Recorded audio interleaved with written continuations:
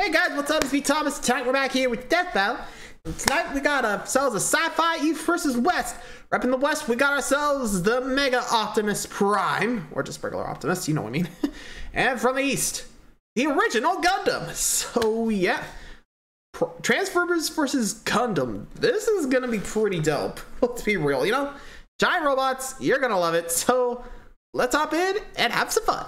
Be sure to like, subscribe for more. Hope you enjoy. Let's go. Oh, I'm gonna enjoy this.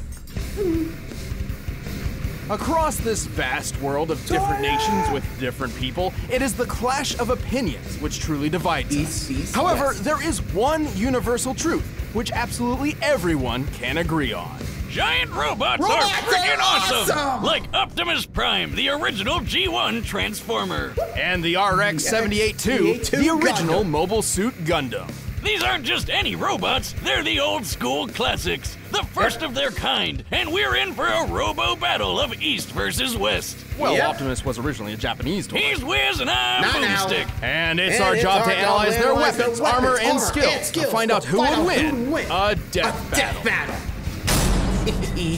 I'm excited. Millions of years ago, on a distant planet called Cybertron, a great unrest grew between two factions of robotic beings.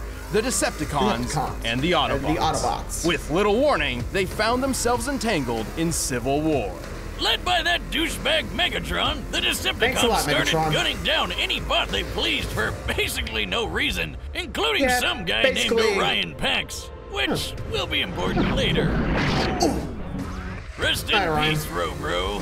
What Megatron didn't know was that this seemingly random encounter would end up reshaping the universe. Thanks to a robot Gandalf, Orion Pax was rebuilt into something bigger, stronger, and way more recognizable. The newest commander of the Autobots had risen, Optimus Prime. The Autobots will never sacrifice freedom. Optimus is a powerful warrior with tons of awesome robo-powers. As a Transformer, he can scan nearby objects and morph his body to resemble one, becoming a robot in disguise.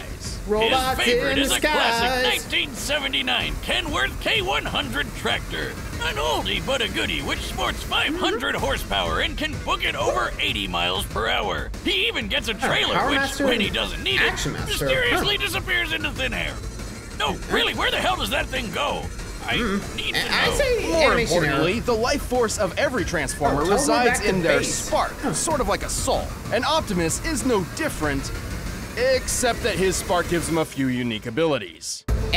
Yeah, his spark's pretty rare. Compared to other robo people, it gives him increased strength, speed, and durability. He can shoot laser beams from his hands, fly with either a jetpack or his feet boosters, and move his limbs around while they're detached like some sort of ghost robot Rayman. Ooh! Optimus is referred to as a 0.1%er. That is how rare a being of his caliber is. Is that what all those people on Wall Street were protesting? Even then, many of Optimus' abilities are further enhanced thanks to his possession of one of the most powerful artifacts in Cybertron's history. The Matrix of Leadership. Oh yeah, you know, it's nothing much, it's just a piece of robot god! The Matrix is a conduit for the power of Primus, the creator of the Transformer race. With this, Optimus can heal some of his most grievous wounds. What? Not all the time. Like, you know, when he died. And use the power of the Matrix to light our darkest hour. Well, he has an impressive arsenal to hopefully keep that particular problem from coming up again. Yeah, never again. Regardless, Yeah, that dude just keeps dying and coming right back. I'll never understand how. They just kill him off, come back, kill him off, come back. I guess just with an ideal, like Deadpool said in his, you know, Deadpool kills the Marvel Universe. Can't kill an ideal, but he'll try. But yeah, you'd be surprised. Whew. But yeah, he always comes back. Sorry, I had to do the spring trap. Anyway, let's see what else he's got. He wields the Ion Blaster, a giant death cannon which Prime one-hands like a boss. This big old rifle fires bolts of energy strong enough to take down most Decepticons, and can even be fired into space from ground level. Even better, it never seems to run out of ammo. Ah, one can only dream. Optimus Prime also carries numerous weapons composed of energon, a raw energy force used by Transformers to power their technology and, well, themselves. He's got a glowy energon axe and energon swords, perfect for slicing up robots of all sizes.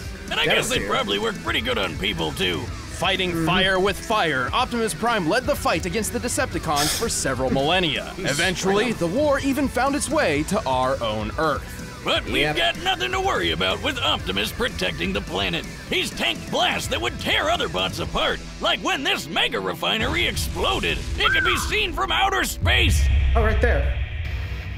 He's punched the ground so hard, the trees around him freaking exploded. Damn. Child's play, Boomstick. He's strong enough to tip this large oil tanker, which, when compared to the real-life sea-wise giant, must weigh over 700,000 tons. He's tossed a satellite into orbit and punched hard enough to crack Six Shot's chest plate. Who boasted that his armor was drawn from the compacted subatomic matter of a collapsed star. Just to let you know, such a star would have a density of over 300 billion tons per cubic inch. While great density doesn't necessarily beget great toughness, this still means Six Shot's armor was 500 billion times more dense than osmium, the most dense natural material on Earth. You're the most dense natural material on Earth. What'd you say? No, that's you. And our robo-commander wrecked it. He's fast enough to catch up to this Decepticon space shuttle in just 23 seconds. Given the size of the Earth here and the angle of ascent, we can determine he's moving around 125,000 miles per hour. He's also a talented leader, capable of commanding 1,000 battles at the same time via the Omniglobe.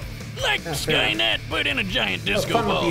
He's used that crazy strength of his to punch through Megatron, who once tanked an explosion big enough to knock Cybertron out of orbit. And thanks to the weird robo-magic of the Matrix, he's even defeated Unicorn. Unicron. Who's basically a giant robot Satan who eats planets. This guy is unstoppable.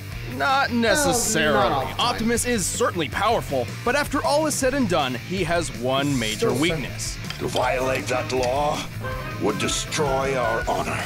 He's just too nice. Yeah, he's kinda all about the whole honor and fair fighting thing, which kinda screwed him over more than once, and even gotten him killed multiple times. Plus, he killed himself once just because he accidentally broke the rules in a frickin' game.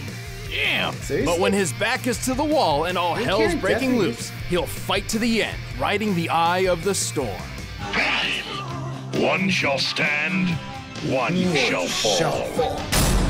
Oh man, you gotta love that saying, the whole one shall rise, one shall fall. I know it's not what he actually, how he said it, but how I pictured it. Us can't go wrong with that iconic voice. Yep, there you go. Well, there's Optimus, the leader of the Autobots, which I guess considering, you know, he's supposed to be leading free will, if he breaks the rules and disobeys honor, yeah, I can see why he sees himself no better as a, you know, sorry. Wait, Decepticon, sorry. I was like, wait, where am I going? So yeah, you can see what's up. Anyway, so that's Transformer. Now to take on the classic Gundam. Let's see. Let's go. In the year 2179, humanity has embraced the stars. Well, mostly. Right. After a somewhat united humanity expanded across the solar system, the ideologies between those on Earth and those in space began to drift apart. A new space-noid republic, the Principality of Zeon, arose to challenge the Earth Federation.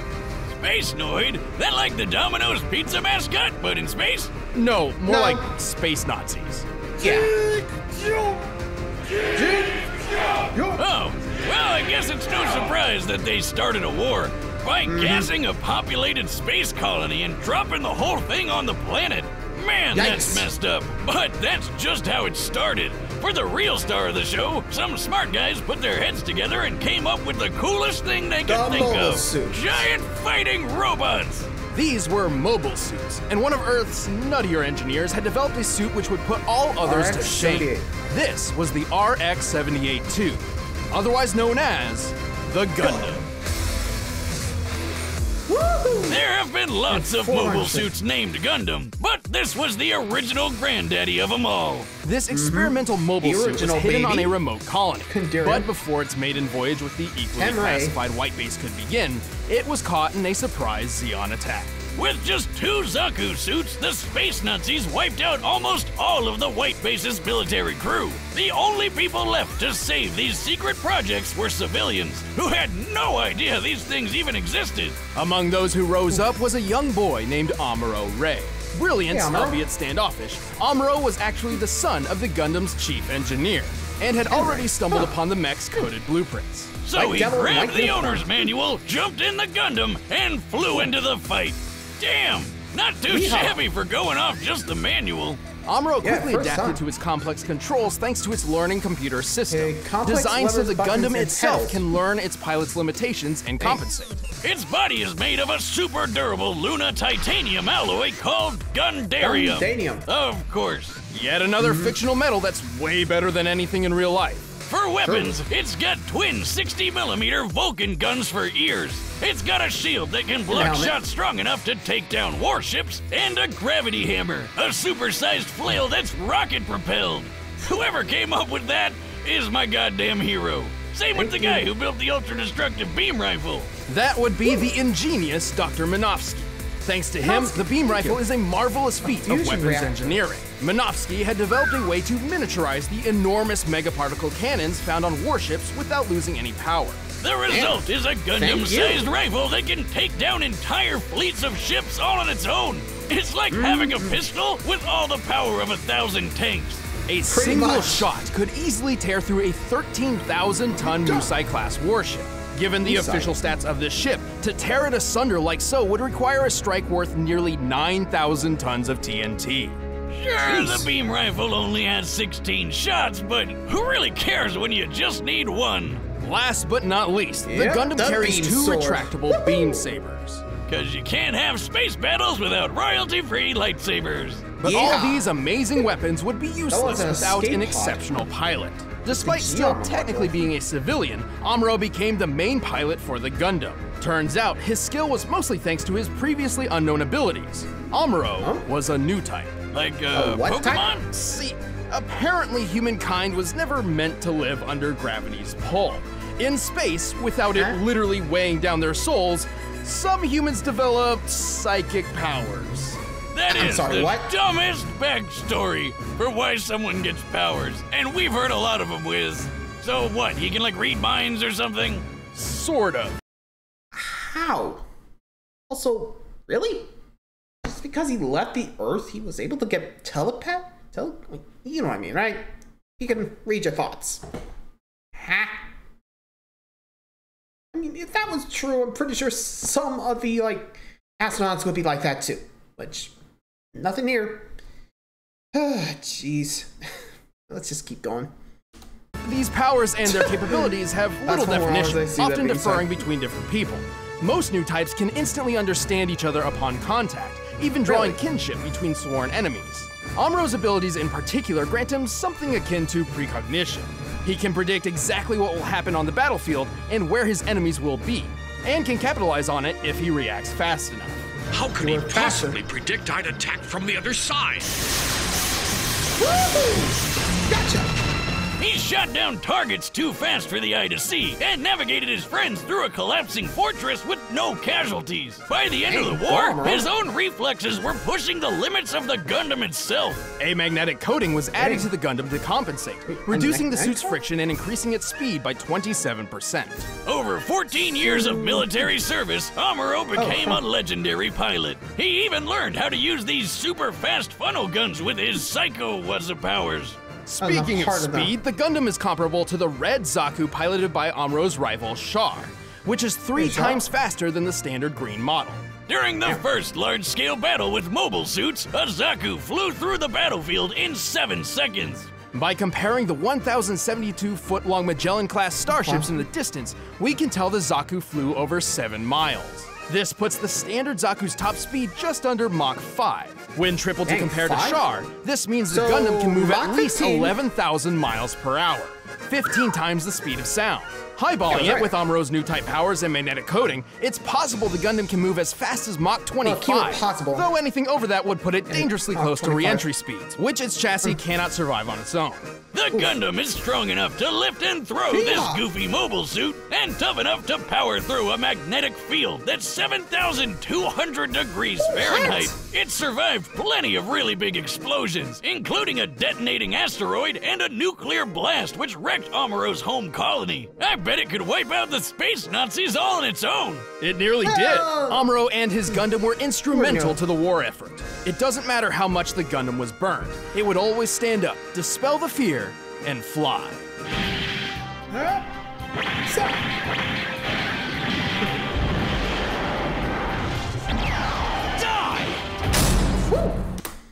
Yep, this is gonna be a fun day. I don't know why I went country there, but hey, it's gonna be a dope battle either way. So, without any further ado, it's time for the death battle. Yeehaw!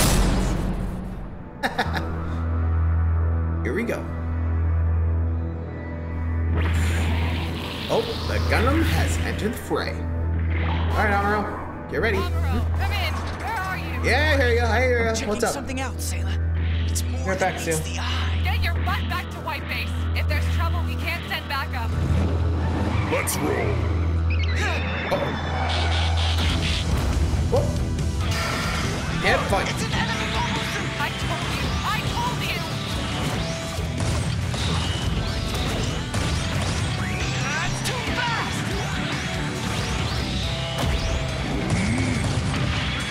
Oh, there we go. You are. Oh, let's go.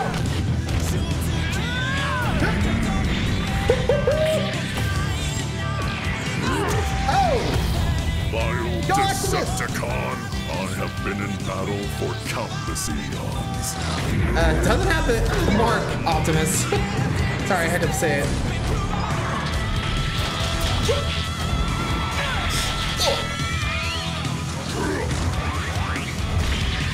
Oh, nice timing. Come on. Oh, right through. Come on. Not today. Huh? Oh, push through. Oh, gosh.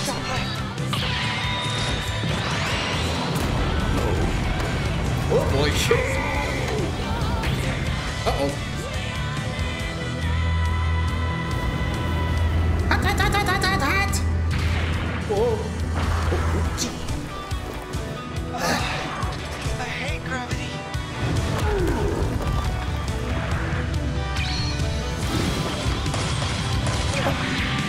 Uh-oh. Oh, there goes Leon.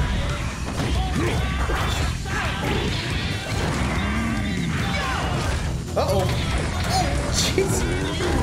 Guess he had to learn by hand fighting with that Gundam. Uh-oh. Come on, Optimus, wipe him out. Oh! Hey, got him. Support the Transformer. Yeah! Oh, barely. Heads up! Stop that.